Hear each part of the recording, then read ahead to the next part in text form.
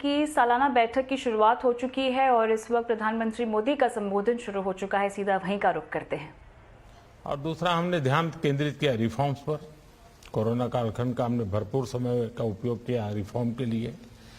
और आपने देखा होगा कि हम जिस रास्ते पर चले, आज हमारे उस कदमों को लेकर के दुनिया के जो अर्थशास्त्री हैं वो भी उसकी भरपूर सराहना कर रहे हैं कि भारत ने बहुत मजबूती से आगे बढ़ रहा है। और मुझे विश्वास है कि दुनिया की जो अपेक्षाएं हैं उसको भारत जरूर पूरा करेगा।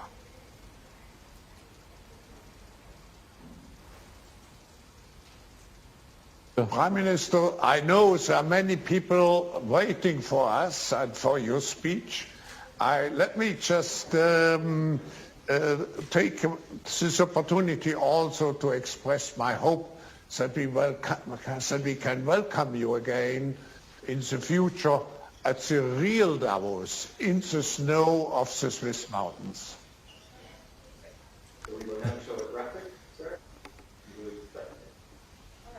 आपके निमंत्रण के लिए बहुत बहुत धन्यवाद। जरूर अवसर मिलेगा। सबको नमस्कार। वर्ल्ड इकोनॉमिक फोरम में जुटे दुनिया भर के दिग्गजों का मैं 130 करोड़ भारतीयों की तरफ से अभिनंदन करता हूं।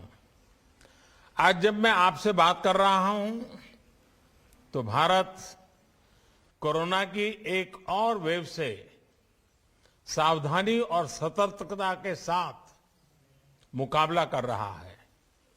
साथ ही भारत आर्थिक क्षेत्र में भी कई आशावान रिजल्ट्स के साथ आगे बढ़ रहा है।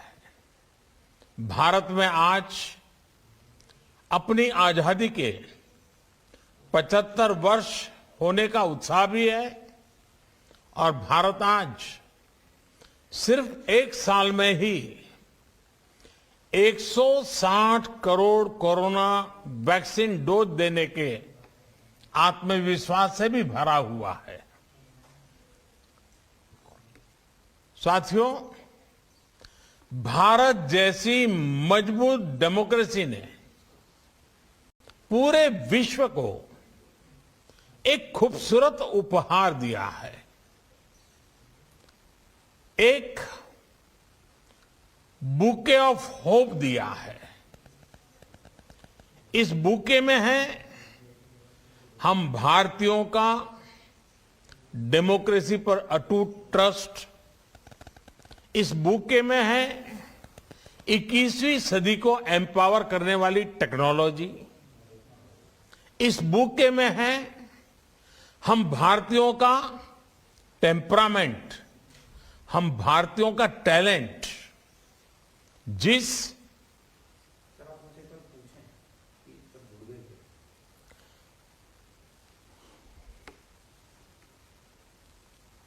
क्लास अब ठीक से सुना रहा है?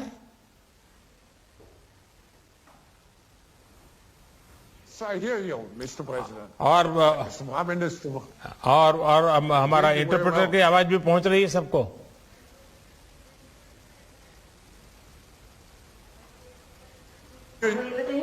We hear you very well, and I would suggest that we start the official session now. And we will have just one short introduction with a music sign, and then we will open up and thousands of people will listen to you, Prime Minister.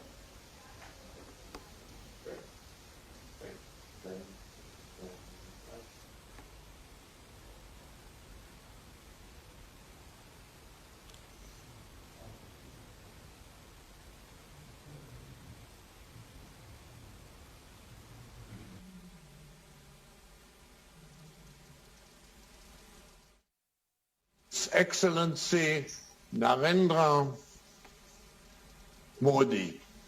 Prime Minister, let me start by congratulating you and the people of India for celebrating 75 years of independence. I also want to express my admiration for your strong leadership on handling the pandemic. India has continued to expand its profile as a major global power also by providing vaccines and other medical supplies to so many countries. So there's no doubt that India will play a critical role in leading the exit from the pandemic and in driving global economic recovery and post-pandemic growth. Highlighting this, India is expected to grow by 8.5% this year. India has also been at the forefront of driving global action on climate change and green transition by leading global movements such as the International Solar Alliance, your landmark Panchamrit pledge at COP26, and through national initiatives such as the National Hydrogen Mission. For over 40 years, Mr. Prime Minister, I have always been a strong believer in India, and even more so in its fourth industrial revolution. With its young population, technical prowess, and a knack for innovation, India has the potential to shape the global agenda, particularly by assuming the G20 chairmanship next year.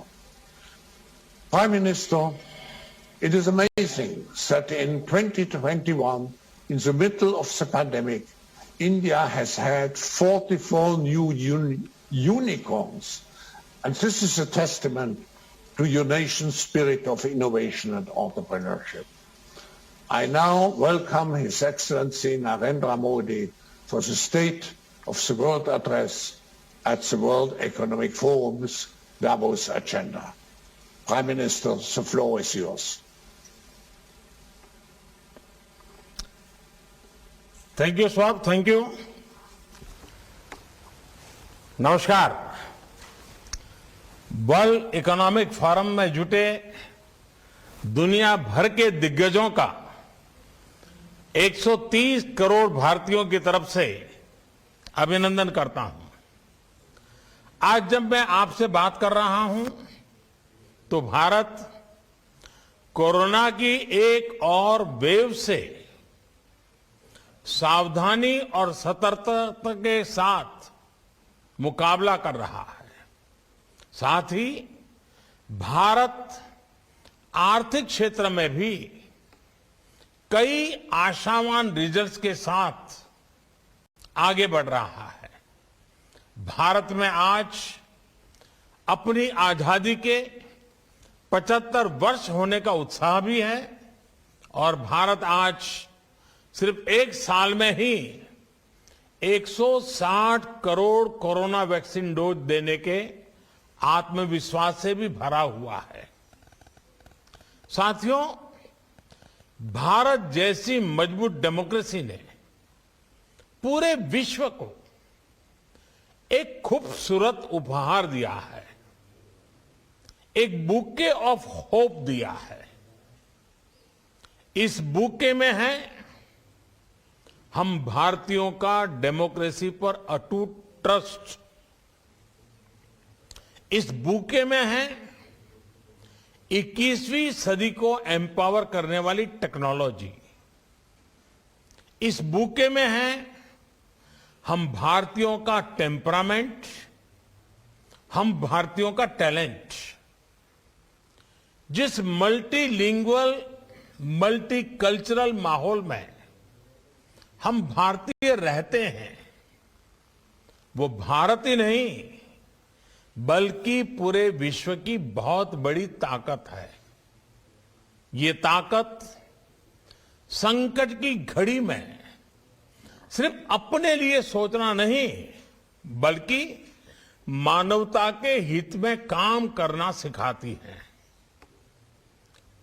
Corona के समय में हमने देखा है कि कैसे Bharat one earth one health इस vision पर चलते हुए अनेकों देशों को जरूरी दवाइयां देकर, वैक्सीन देकर करोड़ों जीवन बचा रहा है।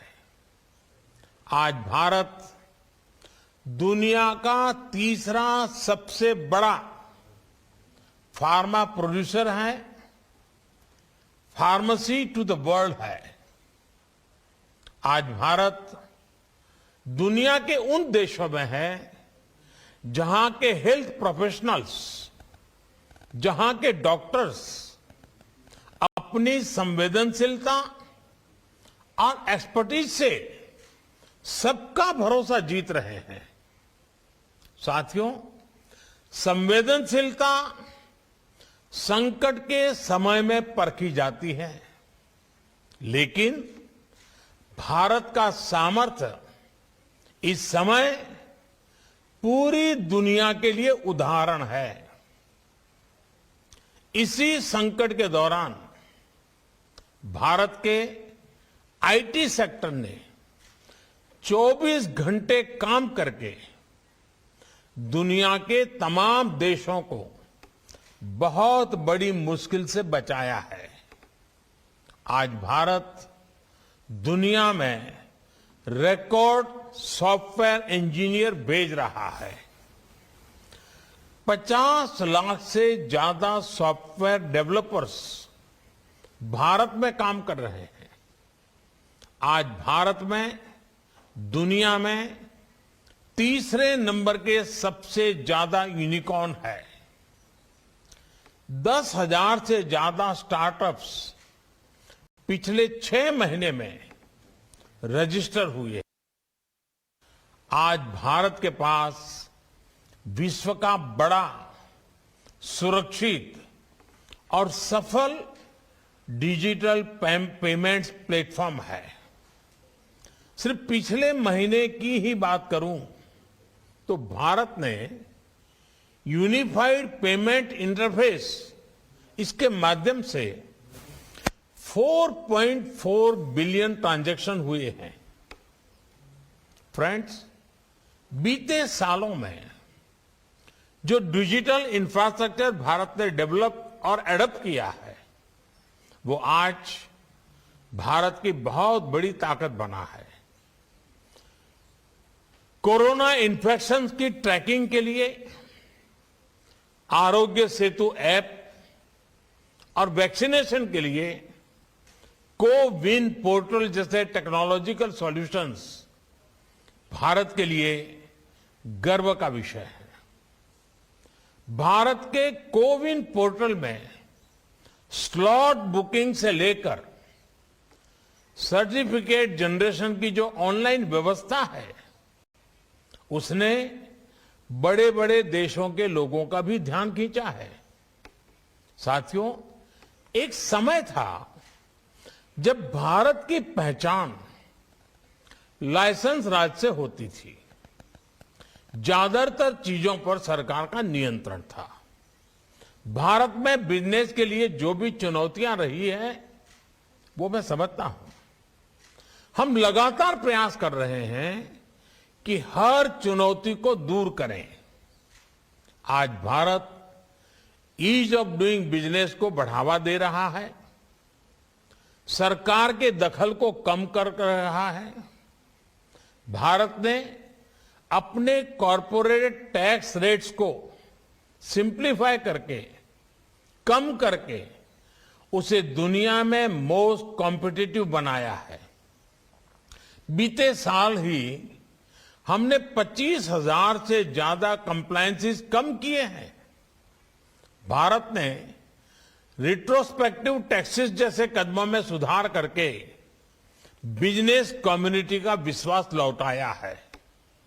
भारत ने ड्रोन्स, स्पेस, जियोस्पेशियल मैपिंग जैसे कई सेक्टर्स को भी डीरेगुलेट कर दिया है। भारत ने आईटी सेक्टर और बीपीओ से जुड़े आउटडेटेड टेलीकॉम रेगुलेशंस में बड़े रिफॉर्म्स किए हैं।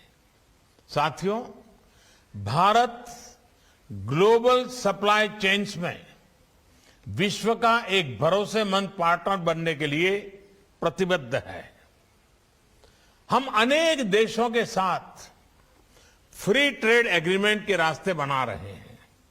भारतीयों में इनोवेशन की, नई टेक्नोलॉजी को एडॉप्ट करने की जो क्षमता है, एंटरप्रेन्योरशिप की जो स्पिरिट है वो हमारे हर ग्लोबल पार्टनर को नई ऊर्जा दे सकती है।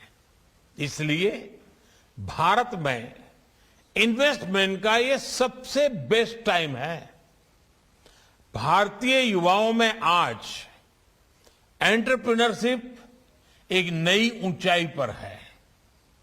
2014 में जहां भारत में कुछ 100 रजिस्टर्ड स्टार्टअप थे, वहीं आज इनकी संख्या 60,000 के पार हो चुकी है।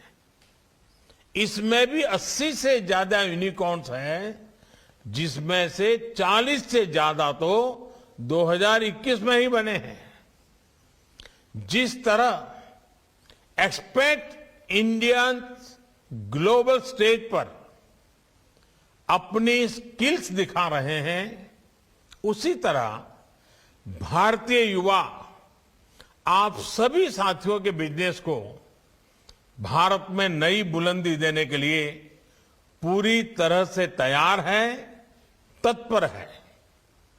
फ्रेंड्स, डीप इकोनॉमिक रिफॉर्म्स को लेकर भारत का कमिटमेंट एक और बड़ा कारण है जो आज भारत को इन्वेस्टमेंट के लिए सबसे अट्रैक्टिव डेस्टिनेशन बना रहा है। कोरोना काल में जब दुनिया क्वांटिटेटिव ईजिंग प्रोग्राम जैसे इंटरवेंशन पर फोकस कर रही थी, तब भारत ने रिफॉर्म का रास्ता सशक्त किया। डिजिटल और फिजिकल इंफ्रास्ट्रक्चर को आधुनिक बनाने के सबसे बड़े प्रोजेक्ट्स को कोरोना काल में ही अभूतपूर्व गति दी गई। देश के 6 लाख से ज्यादा गांवों को ऑप्टिकल फाइबर से कनेक्ट किया जा रहा है। विशेष रूप से कनेक्टिविटी से जुड़े इंफ्रास्ट्रक्चर पर $1.3 ट्रिलियन का इन्वेस्टमेंट किया जा रहा है। एसेट मोनेटाइजेशन जैसे इनोवेटिव फाइनेंसिंग टूल्स में $80 बिलियन जनरेट करने का लक्ष्य रखा गया है। डेवलपमेंट के लिए हर स्टेक होल्डर को एक ही प्लेटफॉर्म पर लाने के लिए भारत ने गति शक्ति नेशनल मास्टर प्लान भी शुरू किया है। हम नेशनल मास्टर प्लान के तहत इंटीग्रेटेड तरीके से इंफ्रास्ट्रक्चर की प्लानिंग, डेवलपमेंट और इंप्लीमेंटेशन पर काम होगा। इससे गुड्स, पीपल और सर्विसेज की सीमलेस कनेक्टिविटी और मूवमेंट में एक नई गति आएगी। फ्रेंड्स, आत्मनिर्भरता के रास्ते पर चलते हुए भारत का फोकस सिर्फ प्रोसेस को आसान करने पर ही नहीं है, बल्कि इन्वेस्टमेंट और प्रोडक्शन को इंसेंटिवाइज करने पर भी है। इसी अप्रोच के साथ आज 14 सेक्टर्स में $26 बिलियन की प्रोडक्शन लिंक इंसेंटिव स्कीम्स लागू की गई है। Fab, chip and display industry के निर्माण के लिए $10 बिलियन का इंसेंटिव प्लान इस बात का प्रमाण है कि ग्लोबल सप्लाई चेन को स्मूथ बनाने के लिए हम कितने प्रतिबद्ध हैं। हम make in India, make for the world इस भावना से आगे बढ़ रहे हैं। टेलीकॉम, इंश्योरेंस, डिफेंस, एरोस्पेस के साथ साथ अब सेमी कंडक्टर्स के क्षेत्र में भी भारत में असीम संभावनाएं हैं। फ्रेंड्स, आज भारत वर्तमान के साथ ही अगले 25 वर्षों के लक्ष्य को लेकर नीतियां बना रहा है।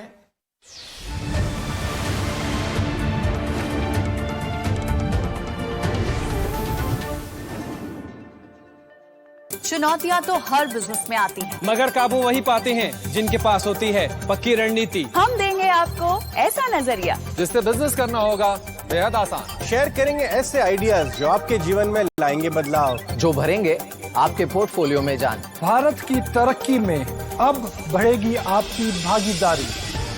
ET Now स्वदेश, बढ़ो देश के साथ।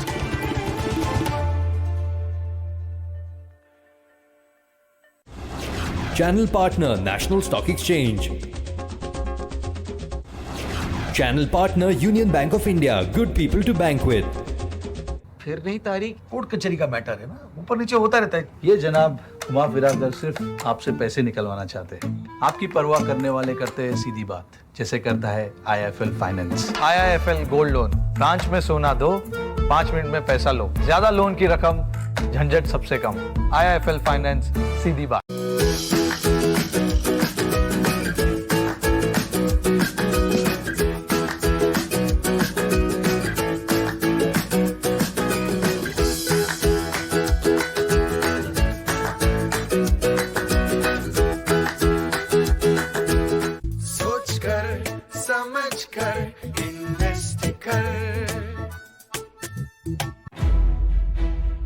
आपके शेयर, आपके ट्रेड, इंडस्ट्री से जुड़े सभी अपडेट, म्यूचुअल फंड या कमोडिटी, जहां भी हो आपका निवेश, पक्की प्लानिंग का है वादा। ET Now स्वदेश, बढ़ो देश के साथ।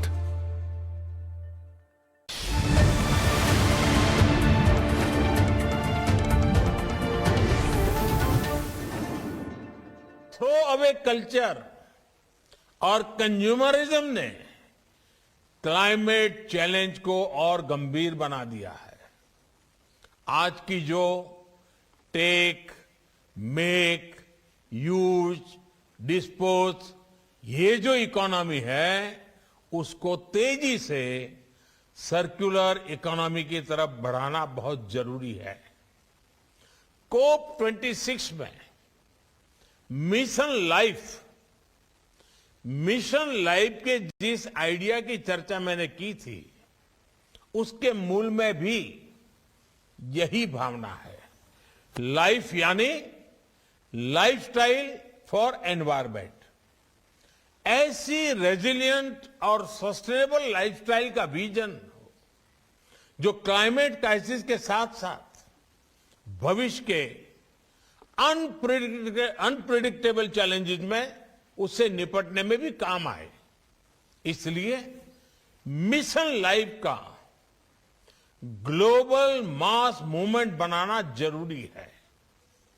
लाइफ जैसे जनभागीदारी के अभियान को हम P3, और जब मैं P3 कहता हूं, प्रो प्लेनेट